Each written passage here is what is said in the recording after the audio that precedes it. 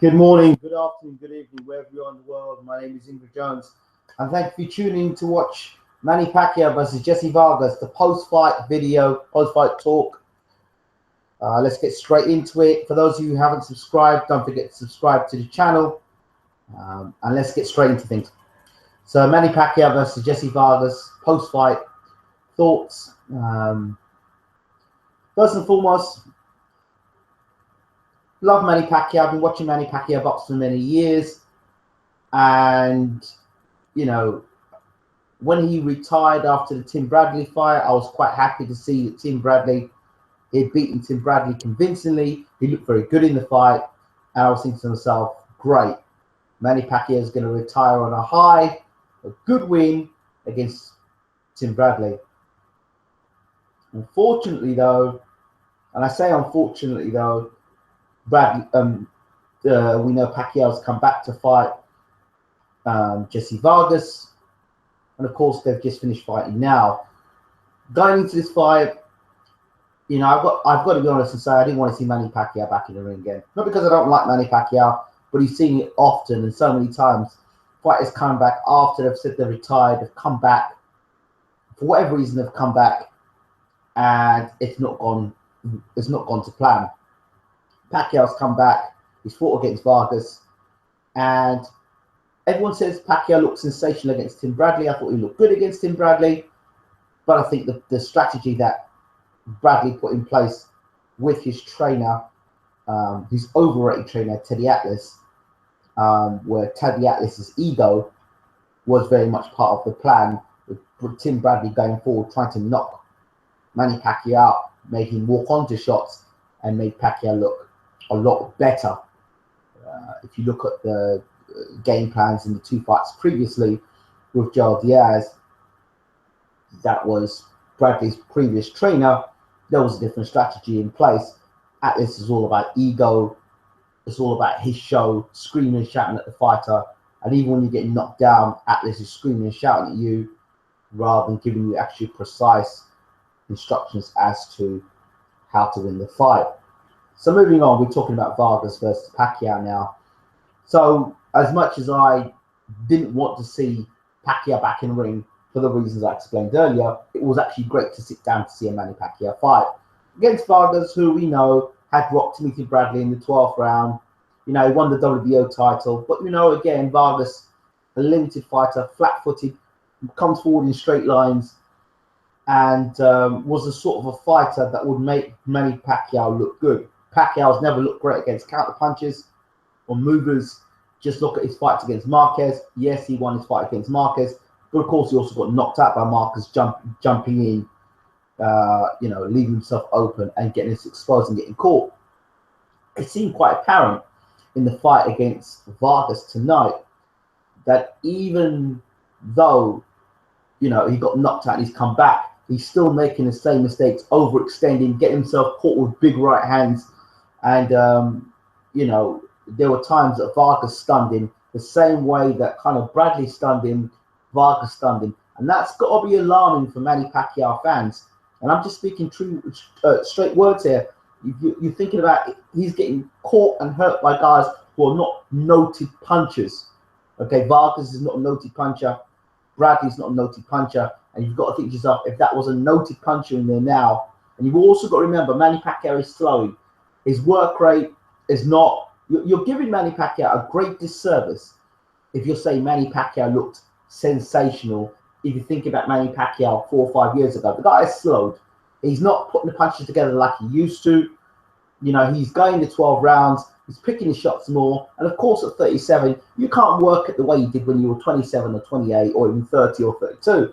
These are things that Manny Pacquiao fans need to kind of put into kind of perspective when watching Manny Pacquiao. It's not the same Manny Pacquiao. Yes, it's the same guy you're looking at, but he's got a slower work rate now. And the things Manny Pacquiao got away with when he was younger in his career, now he's getting older and he's slowing. He's now getting tagged, pulling straight back out from punches.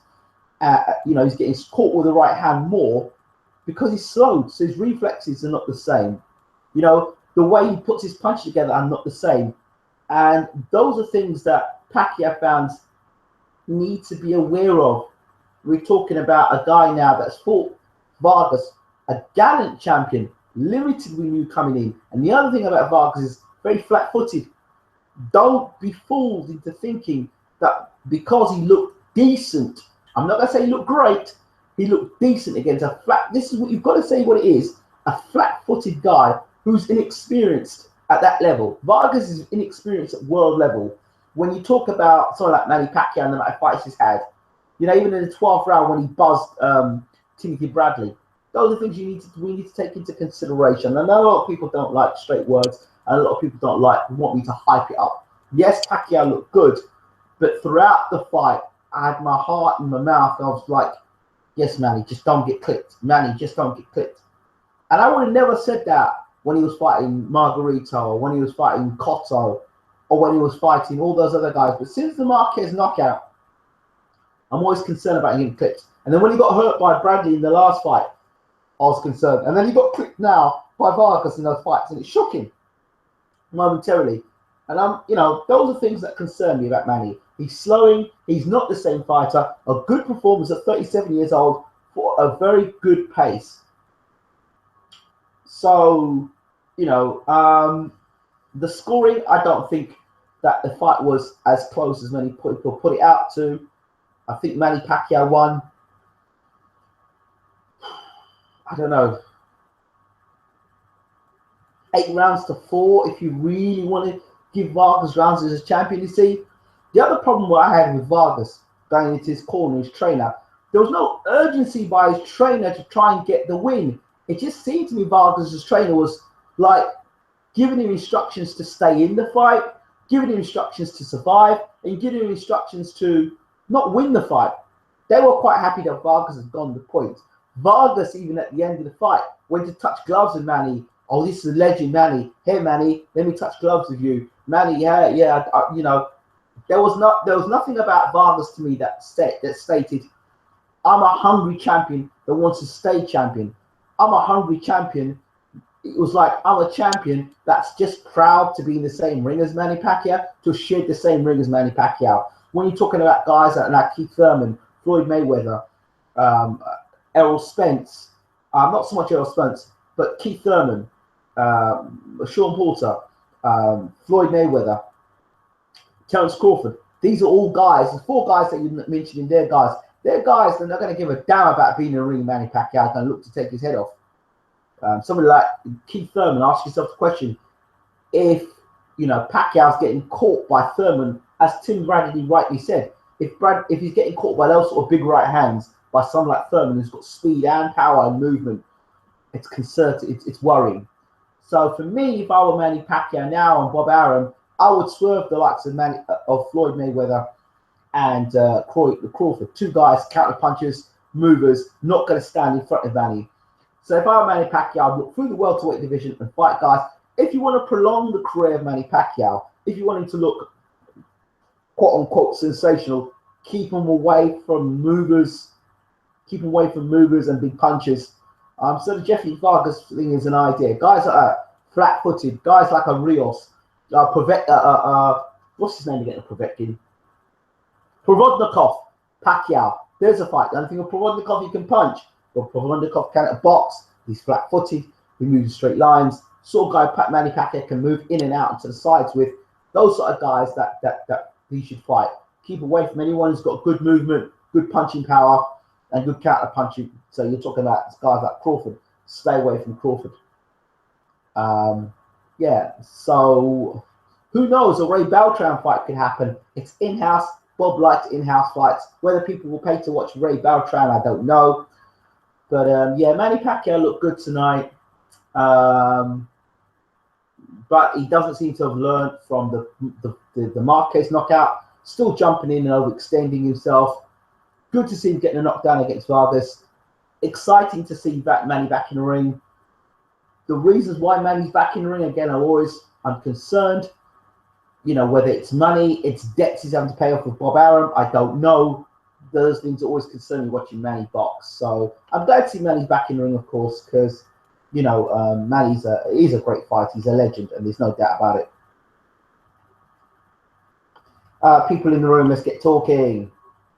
Hi, Daniel Johnson. Bad Bart, good to see you in the room. Bad Bart says, I was searching around for a live review, and whom better? Thank you, Bad Bart. What do you think of Dewey Cooper's advice to Vargas? He sounded like he knew what he was talking about.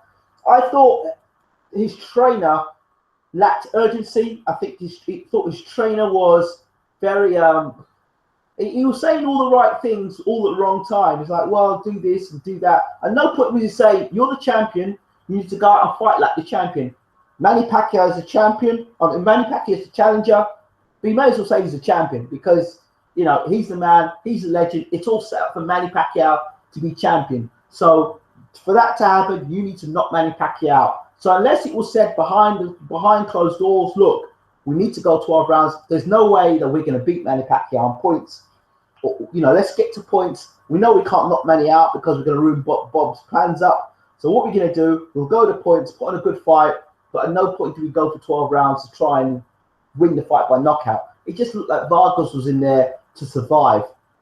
So that's my thing, and his trainer had no urgency about him. So, hello, Al Red Sox. Good to see you in the room. Morning, Barry Venison. Bud Cormac would be intimidated by Godzilla. Exactly. Vargas had no urgency. Al, you've got to blame the trainer for that. And experience as well. You know, when you fought world championship after world championship against, you know, top fighters, Tim Bradley is a good fighter. He's not a legend. Manny Pacquiao is noticed as a legend. He shared the ring with Mayweather. He's fought Cotto. He's fought all these guys. So when Vargas looks across the corner and he looks at Manny Pacquiao, he's looking at an idol. He's not looking at a guy who wants to rip his head off. So, you know, and of course his trainer didn't help matters. So his trainer lacked experience as far as I was concerned at that level. And if he did have the experience, then shame on that trainer. Crawford would give Pacquiao lots of trouble. He would. The only thing I would say about Crawford, and the only thing I would say, and it's the only hope I think Manny's got in his fight, is if he nails him with the left hand, what's Crawford's chin like against a genuine puncher who's fast? Those are my only concerns about the Crawford fight. Otherwise, you know, I see Crawford outboxing and schooling Manny Pacquiao. How do I think Brook would have fared against Manny? You see now, Kell Brook, strong, powerful, flat-footed. Brook is flat-footed, and when you back Brook up to the ropes, Brook doesn't have much of a game plan. You see, and I don't know how Brook does with a guy who moves and puts punches together. I think Brook's a good opponent actually for Manny because he's the kind of guy, and Brook will never be the same fighter again. Remember, you're going to fight a Brook that's been broken by Gennady Golovkin.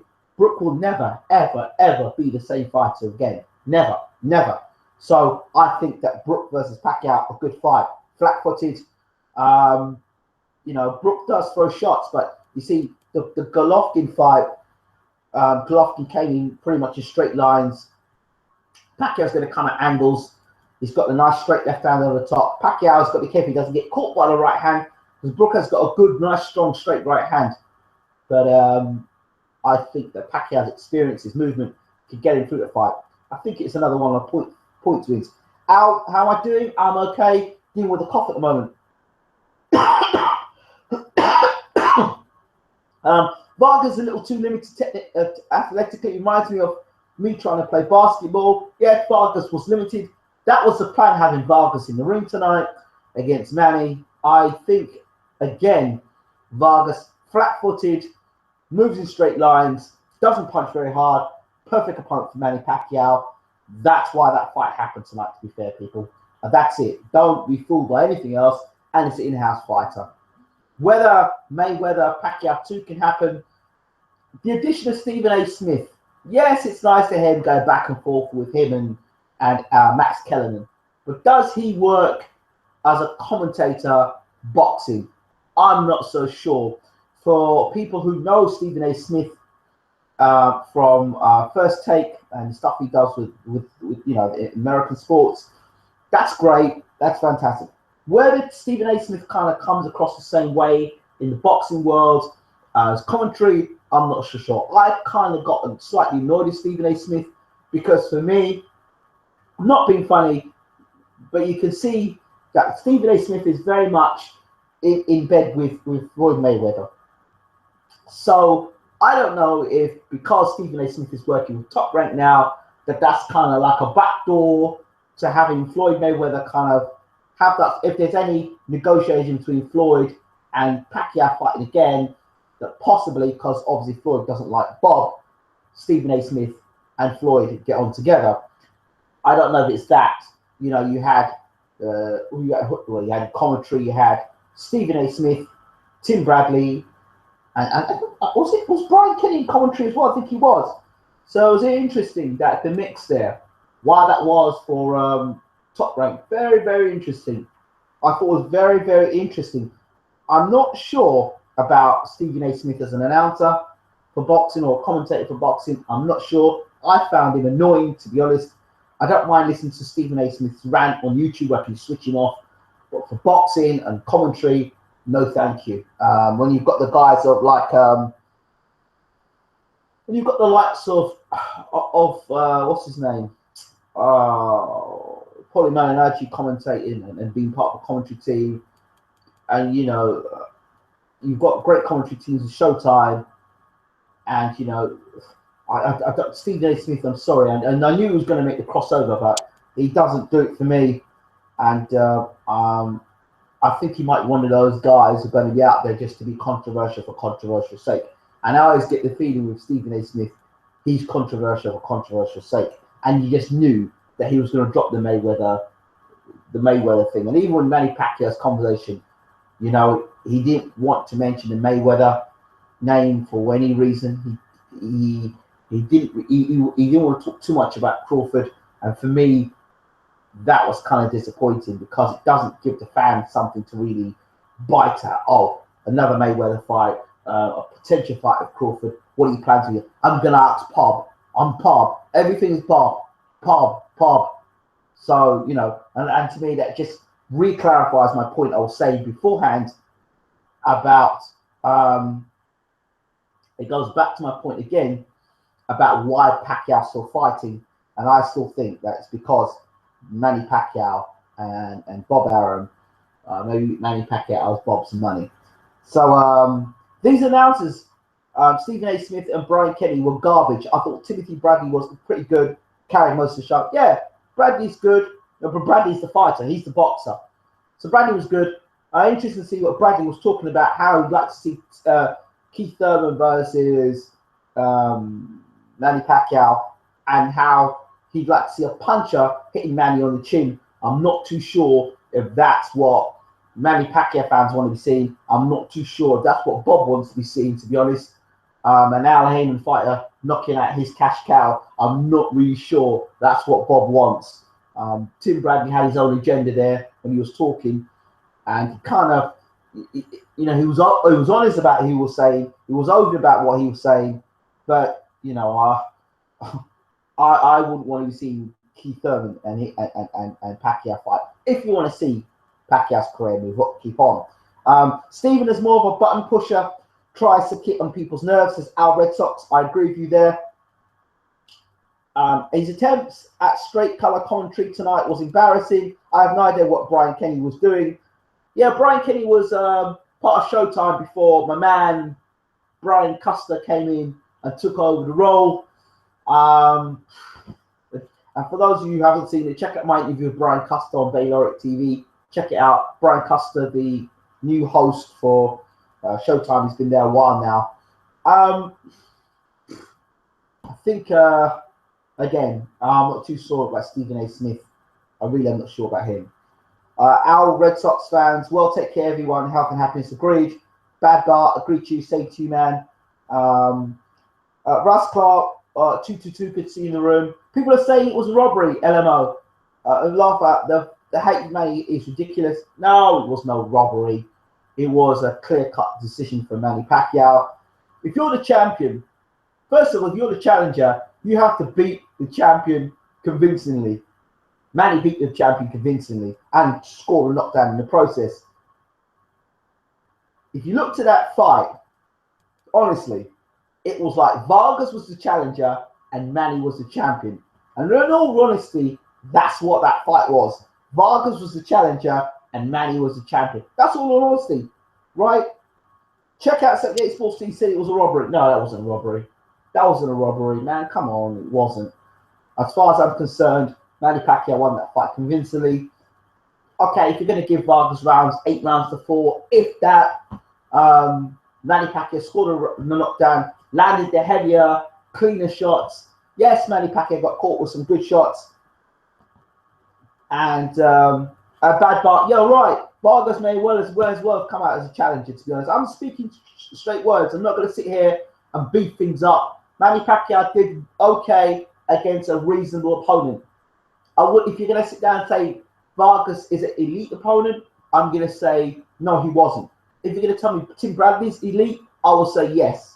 But if you're going to tell me Tim Bradley boxed, if you're going to tell me Tim Bradley boxed as an elite fighter with an elite game plan, I will tell you no. Tim Bradley boxed as an elite fighter with a very poor game plan behind, which was with what's his name? The terrible Teddy Atlas. What has Teddy Atlas done? Do you think Donaire is overrated? I think Donaire had a lot of advantages when he was the bigger guy going in the ring. When he was the bigger guy and the stronger guy going in the ring, it was fine. But now he's fighting guys that maybe as big or bigger than him. He's getting a bit exposed here. Donaire, good fighter. I think Donaire's time's come and gone. Donaire's time's come and gone. And, you know, Walters wiped him out. Rigondeaux broke his spirit. The Rigondeaux fight was a turning point for me for Donaire. A guy who was able to take his best shots, slip, move, hit, move, slip out to the sides, footwork, outbox him, outmaneuver him, beat him up, break him down, bamboozle him. That fight changed Donaire's career. And Rigondeaux put a beating on Donaire. And since that fight, Donaire's not been the same fight. I don't care what anyone tells me. The Walters fight was just icing on the cake. But really and truly, Rigondeaux did the business of Donaire. Nobody wants to keep that quiet, but he did the business to Donaire. Donaire can say he didn't train well for the fight. He didn't do this for the fight. Listen, Rigondeaux put a beat down on that boy and a boxing display, which made Donaire look very embarrassed. So since that fight, Donaire's never been the same fighter. So yeah, I think that's it for me. I tell you, if I was managing Manny Pacquiao, I would bring Manny Pacquiao to the UK. I would love to see Manny Pacquiao in the UK. Manny Pacquiao versus Kell Brook. Yeah, why not? Let's have that fight. Manny Pacquiao, Kell Brook. Kell Brook's flat-footed. His heart's definitely broken by Golovkin. Kell Brook moving back down to 147. He's a big 147, but I don't think Kell Brook, he's going to be a vulnerable fighter now. Even Manny Pacquiao versus Amir Khan. Would love to see that fight in the UK. I think it's a good fight. Khan's got speed. He's not a power puncher, and Khan's got that dodgy chin. And another guy who I think that Bob should be looking to fight. Okay, that's an Al Heyman fight you're looking at there. I think he's still with Al Heyman and Amir Khan. So that's an Al Heyman fighter there in Amir Khan. And then you've got him, and then you've got Eddie Hearn, who loves a big fight. And pay-per-view, I think that would save Eddie at this minute in time. So if Eddie could get on the phone to make Brook versus Pacquiao, it'd be a money spinner. It'd be great money in the UK. Brook coming off a defeat. Pacquiao looking for guys who don't move that much, not great footwork. Brook is pretty straight up. Pacquiao's going to find a room for that left hand once he starts moving around. And I don't know if Pacquiao can KO Brook, but the way Brook is at this stage of his career, in terms of the beating he took from Golovkin, it's a great fight. So the only thing Brook does punch though. He's got a good right hand on him. He's back at welterweight as well. So Brook having to get back down to welterweight. Pacquiao, you know, he's just finished fighting. He hasn't taken too many lumps and bumps against Vargas. A good fight. Brook versus Pacquiao for the WBO welterweight championship of the world. Why not make the fight in the UK? How about boxing? We get Manny Pacquiao in the UK boxing, and I think it would be a great fight. So Pacquiao versus Brook in the UK, that's a good fight. Pacquiao versus Khan, you know about Khan's chin problems. Khan will box well for 4 or 5 rounds until Manny catches him with that straight left hand. That's a knockout, definitely. I think Manny Pacquiao punches hard enough to hurt someone like Brook against Khan. So those are my thoughts. Don't forget to rate, subscribe, and leave your comments. Share the video, of course, and check out our interviews on the channel. This has been Ingram Jones from Bayloric TV. Thank you all for watching. Appreciate it. I'm out. Have a good night, and congratulations to Manny Pacquiao at 37. Put on a good performance, workmanlike performance, defeating Jessie Vargas, who may as well have been the challenger on the night. I'm out. Take care now.